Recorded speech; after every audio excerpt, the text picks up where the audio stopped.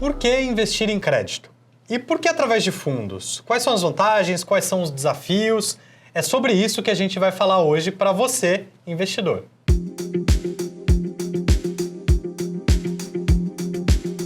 Bem-vindos a mais um Papo de Crédito, mas hoje um pouco diferente. Hoje a gente vai focar na indústria de fundos e falar um pouco sobre fundos de investimento. E para isso não podia ser diferente, né? A gente convidou aqui a lenda do mercado de fundos brasileiro e nossa diretora de produtos, Carol Oliveira. É um prazer estar aqui com vocês hoje, gente, mas de lenda eu não tenho nada, né? A gente já vem comentando bastante com vocês sobre como a experiência do investidor está interessante.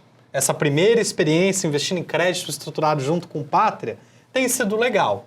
O fundo, em abril, performou bem mais uma vez. Ele chegou ali próximo de CDI mais 9 e no ano de 2024 a gente já está em CDI mais 6. Nós vamos pensar no longo prazo, né, gente? Desde o início, CDI mais 3. Mesmo com aquele carrego de caixa, quando você ainda está alocando, a gente já entregou CDI mais 3 para o investidor no primeiro ano. Mas dessa vez, vamos dar um passo para trás aqui. Vamos conversar sobre por que o investidor deveria investir em crédito, em primeiro lugar. E por que ele deveria investir em fundo? A gente vai percorrer todo esse caminho junto com vocês. Então já vou dar o kickoff aqui. Carol, por que o investidor brasileiro deve ter uma parte da carteira em crédito? Então vamos falar bem do comecinho mesmo, tá, gente? Existe investimento em renda variável quando você está comprando ações de empresas, sejam elas listadas ou não.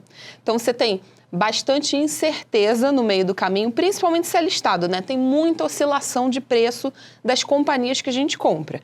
Não quer dizer que seja ruim, tá? Só vai ter mais volatilidade. Agora, na renda fixa, você está comprando, né, um retorno contratado. E o que isso significa? Você está emprestando dinheiro ou para um governo ou para uma empresa.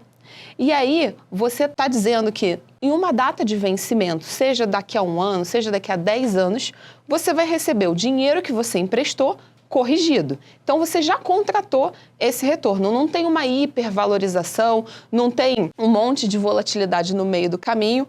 Parece ser bem menos angustiante ou também, assim, bem menos emocionante, mas esse é o caminho aqui da renda fixa. E dentro da renda fixa, quando você está emprestando dinheiro para uma empresa, você está fazendo uma alocação em crédito privado, que aqui é o tema da nossa conversa, né, Vitor? Então, quando a gente está olhando essa contratação de retorno, a gente acaba pensando que é um caminho com menos volatilidade e num cenário onde a gente tem taxas de juros mais elevadas e a preferência do investidor também nacional por um pedaço do seu patrimônio em renda fixa. Então, o crédito privado se encaixa muito bem no seu portfólio justamente por conta disso. Legal, legal. É aquilo até do mais técnico, né?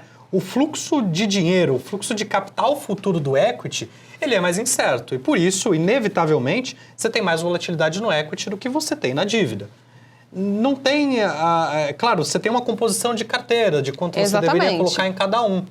Mas, e também a dívida tem seus riscos e a gente precisa olhar isso a fundo, né? Eu acho que isso puxa até um gancho para a pergunta a respeito de por que o investidor, tá bom, ele vai investir em crédito, por que ele vai escolher investir num fundo ao invés de investir direto em vários papéis, abrir o home broker dele, selecionar alguns e fazer apenas isso? Acho que investir em fundo, gente, que é contratar um prestador de serviço, que é o gestor de recursos, é a mesma coisa como você terceirizar qualquer atividade da sua casa. Você pode escolher pintar a sua casa, você pode escolher consertar o seu carro, mas você pode terceirizar isso para alguém. Eu sempre falo, né, Vitor, nem todo mundo trabalha no mercado financeiro, né, gente? Vamos sair aqui da nossa bolha. Então, tem médicos, tem dentistas, tem professores, tem aposentados que querem investir os seus recursos. Por conta disso, você pode gastar seu tempo e fazer uma mega análise, acompanhar os ativos, monitorar tudo, ou você pode delegar isso para alguém que está fazendo isso 7 horas do dia, 8 horas do dia, 10 horas por dia. É aquilo, né? Você até pode fazer, mas você não tem nenhuma garantia de que vai ficar bom. Eu não vou pintar minha casa. Não, e eu não vou consertar o meu carro. Nessa parte de análise de crédito, ela é bem complexa, né? Você ter que abrir a escritura de uma debênture, olhar quais são as garantias, para você ter uma sensibilidade de risco-retorno, é algo que não é muito trivial, né? E o investidor, ele ficaria um pouco refém, porque é improvável que ele vá chegar tão fundo na análise. Então eu acho que essa decisão também já está ticada. O investidor decidiu, investir em crédito, ele vai decidir terceirizar a gestão para um gestor profissional. E agora tem muitos fundos, né? E tem muitos tipos de fundo diferentes, tipos de crédito diferentes. Eu queria que você também comentasse um pouquinho sobre isso, Carol, pra gente. O que é importante dizer, gente, fundo de crédito, nem todos os fundos são iguais, tá? Carro, nem todos os carros são iguais. Então, é importante a gente ter em mente que cada gestor tem o seu método de realizar os investimentos em crédito privado. Tem gestores que vão comprar ativos que a gente chama mais líquidos, né, mais negociados no mercado secundário e que vão ter uma expectativa de retorno um pouco mais baixa. Tem o gestor que vai fazer uma estratégia onde ele vai originar o ativo, vai estruturar o ativo, vai ser um pouco mais concentrado e vai ter uma liquidez mais baixa, mas uma expectativa de retorno um pouco maior. E tem os gestores que vão fazer um mandato, né, meio no caminho. Vai ter um pouco de crédito estruturado e um pouco de crédito mais líquido. Então, quando a gente olha uma plataforma de investimento ou um banco, a gente não pode partir do pressuposto de que todos os fundos de crédito são iguais e que fazem a mesma coisa, tá? Então, eu acho que é importante. Cada um tem aquilo que a gente chama de mandato, né? Aquele seu propósito em cada uma dos tipos de investimento de crédito privado. Legal. Eu acho que a gente bateu em mais um ponto muito relevante aqui, que é você tem um crédito mais líquido e você tem um crédito menos líquido, que vai te pagar um prêmio pela iliquidez dele. E que um gestor profissional que estrutura os créditos dentro de casa, como é o nosso caso, sim, ele vai buscar otimizar essa relação risco-retorno.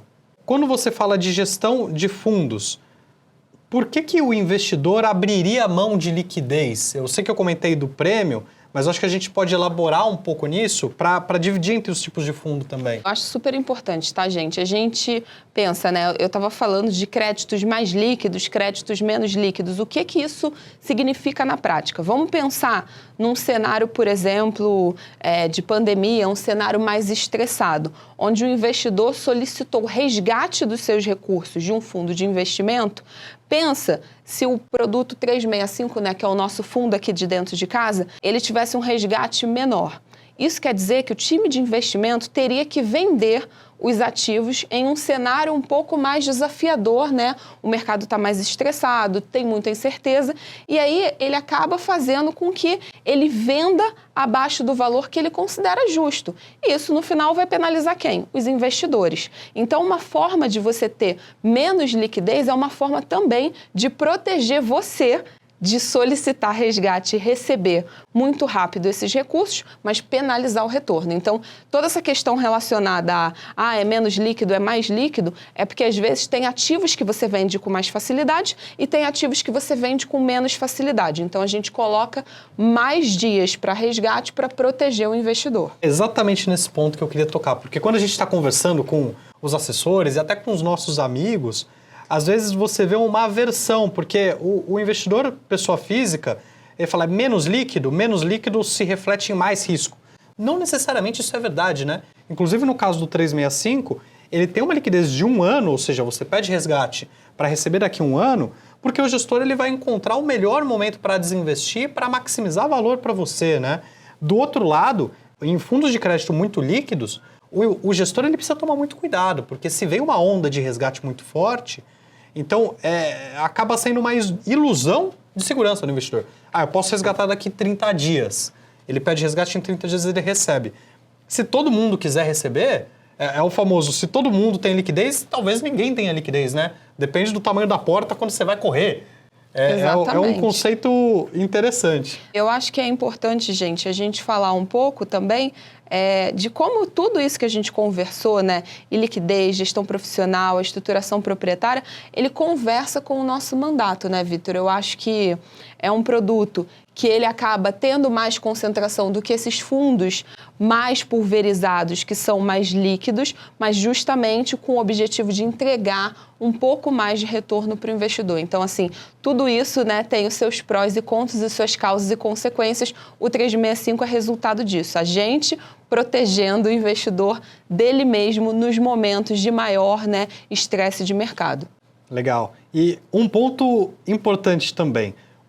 Vamos voltar aqui para o nosso caminho. O investidor decidiu investir em crédito, ele decidiu investir em fundos de crédito, ele entende que ele pode investir em fundos mais líquidos ou menos líquidos, eventualmente ele escolheu um fundo menos líquido, ele tem que investir só com a gente?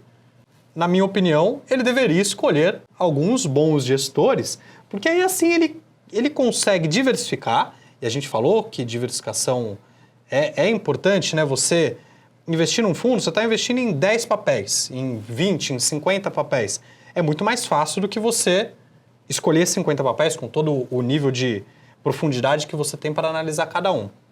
Mas mesmo a diversificação em um fundo, ela é limitada, né? Então, eu sempre gosto de pensar nesse conceito de você não vai diversificar entre 200 gestores, mas escolher alguns bons gestores, porque aí, por um lado, você está diversificado e, por outro lado, você dorme tranquilo. Uma coisa que a gente não falou também que é importante é, quando a gente toma a decisão de não terceirizar, o que é super válido, tá, gente? Você acaba precisando de um capital um pouco maior para começar a sua carteira de crédito. Quando você está comprando um gestor de recursos, seja ele o Patria ou não, você acaba colocando um mínimo no nosso caso, de R$500 e compra vários ativos. Você compra um fundo que compra vários ativos. Quando você faz isso sozinho, você muito que provavelmente vai precisar de muito mais do que R$500. Como os mínimos, né, dado o fenômeno da democratização dos investimentos aqui no Brasil, eles estão cada vez menores, você acaba tendo muito mais diversificação quando você compra também alguns bons gestores de crédito privado e diversos tipos de mandato, né? Se você me perguntar qual é o melhor, talvez eu diga que é o nosso. Tendencioso total. Mas eu acho que tem boas opções para o investidor conseguir diversificar. Com certeza, com certeza. Bom, e eu acho que a gente conseguiu fazer aqui um catado de informações que a gente acha que são importantes na hora de você tomar a sua decisão de investimento.